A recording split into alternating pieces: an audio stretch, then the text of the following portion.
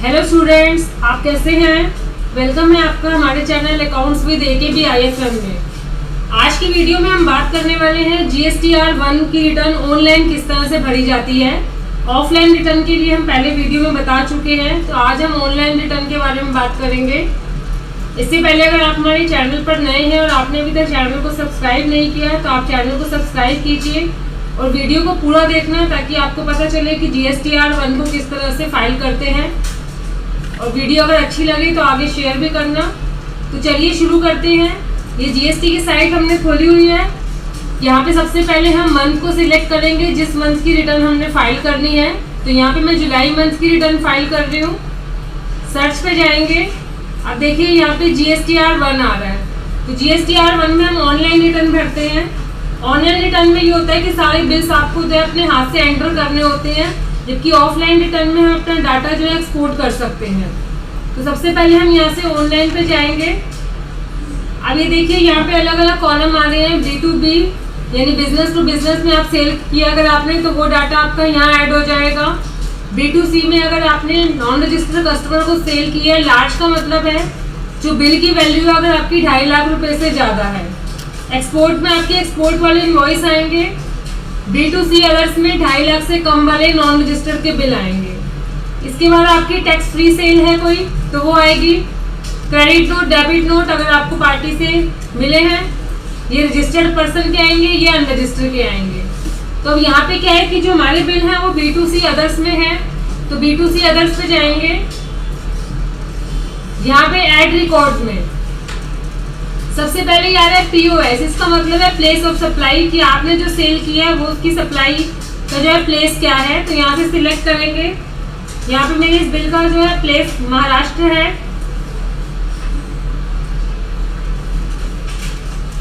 ये सिलेक्ट कर लिया। यहाँ पे टैक्सेबल वैल्यू डालनी है।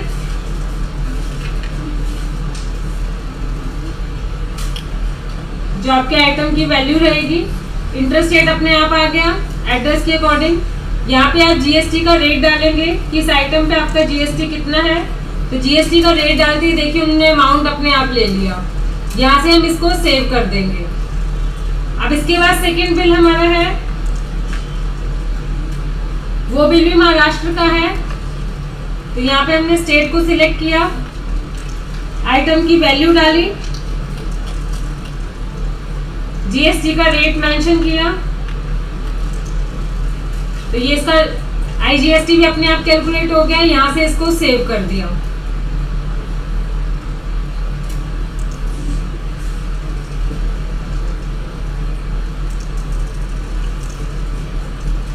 अब सेव करके यहाँ से हम बैक जाएंगे।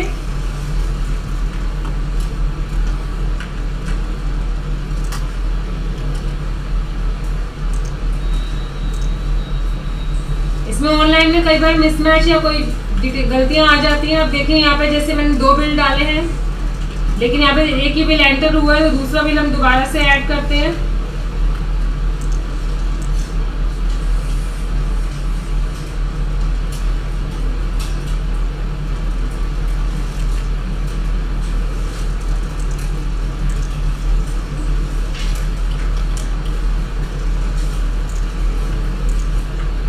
इसको सेव कर दिया।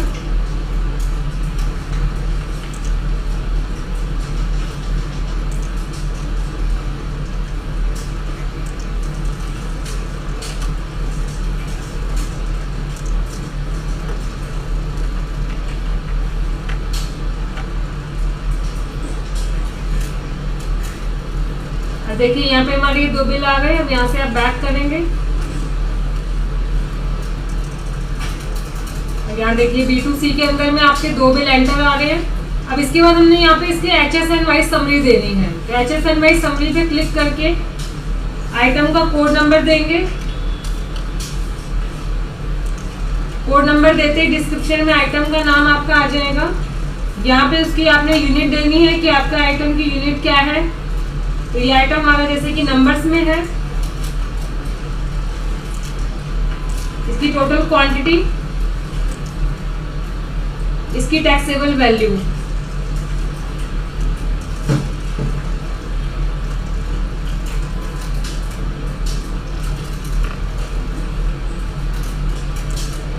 उनका टोटल कर देंगे हम आइटम वाइज समरी का। इसका टैक्स आ जाएगा आपका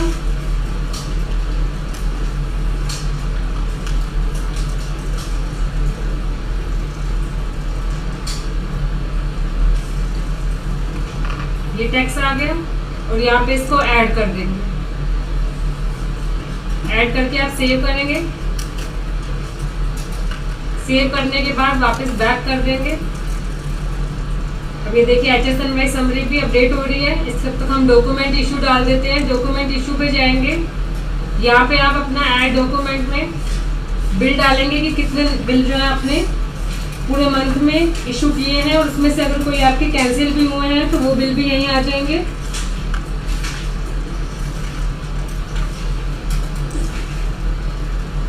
यहाँ पे हम दे देंगे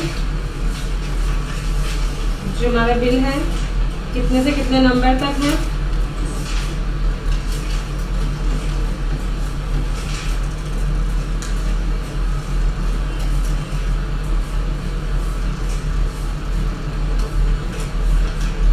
टोटल 5 बिल है जिसमें से हमारे 3 बिल कैंसिल हैं तो नेट बिल आपके 2 आ गए और यहाँ पे आके इसको हम सेव कर देंगे।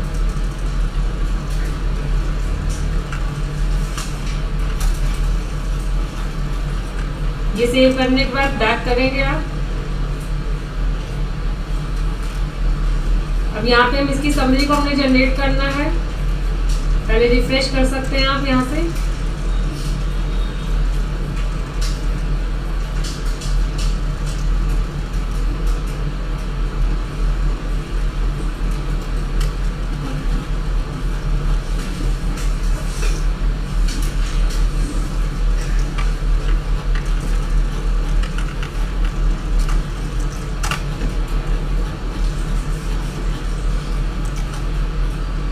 देखिए यहाँ पे आपके सामने आ गए B2C के बिल आ गए, आपके HSN समरी आ गई है, आपके डॉक्यूमेंट इश्यू आ गया। अब यहाँ पे जाके जनरेट समरी पे जाएंगे आप।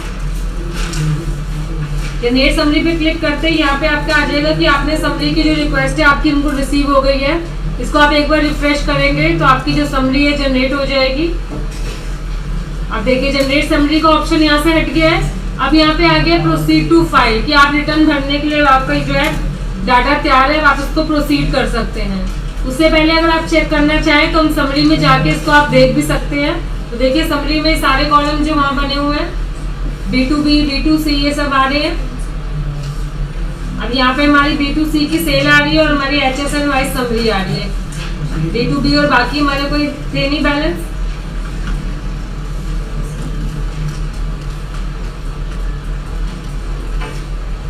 अब यहाँ देखिए हमारा मिसमैच एक आ गया है। अब वो मिसमैच क्या है कि जो हमारा बिल है यहाँ पे जो हमारी टैक्सेबल वैल्यू 681 की आ रही है जबकि हमारी HSN समरी 429 की आ रही है। तो यहाँ पे इसको पहले भी हम फाइल नहीं करेंगे, बैक करके अपनी मिस्टेक देखेंगे। B2C पे गए,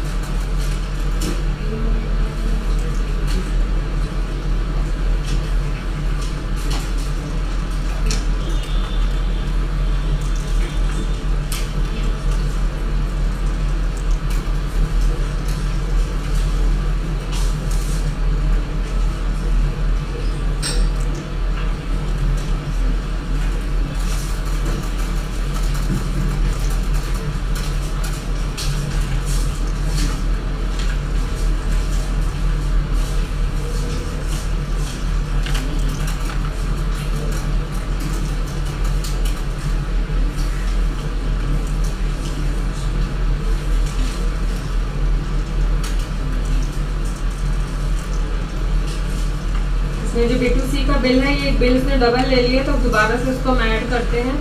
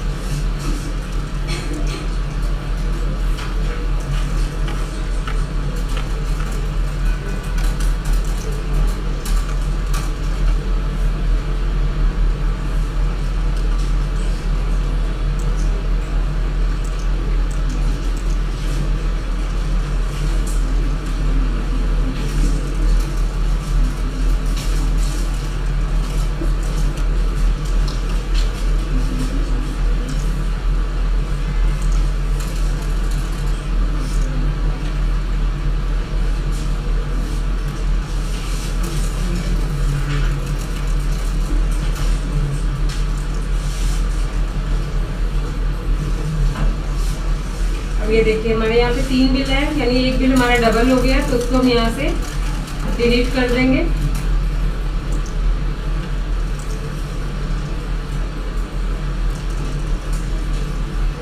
डिलीट करके रिफ्रेश करेंगे। अभी हमारे 2 बिल आ गए हैं। वापस बैक करेंगे, फिर से हम जनरेट समरी, क्योंकि कोई भी अगर आप एरर करते हैं तो आपको उसके बाद दोबारा समरी जनरेट करनी होती है। यहाँ से समरी को आप चेक करेंगे। अब देखिए यहाँ पे हमारा फिर सेम आ गया।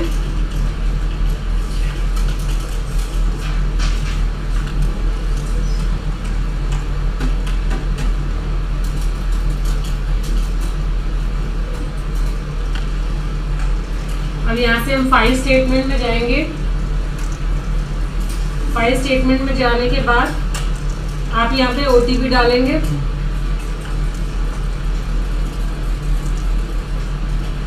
अब इसमें है कि आप डीएससी से करना चाहते हैं या आप ओटीपी से करना चाहते हैं। तो अगर आपकी रिटर्न ओटीपी से फाइल होनी है तो आप फाइल विद ईवीसी करेंगे और यहाँ पे ओटीपी डाल देंगे।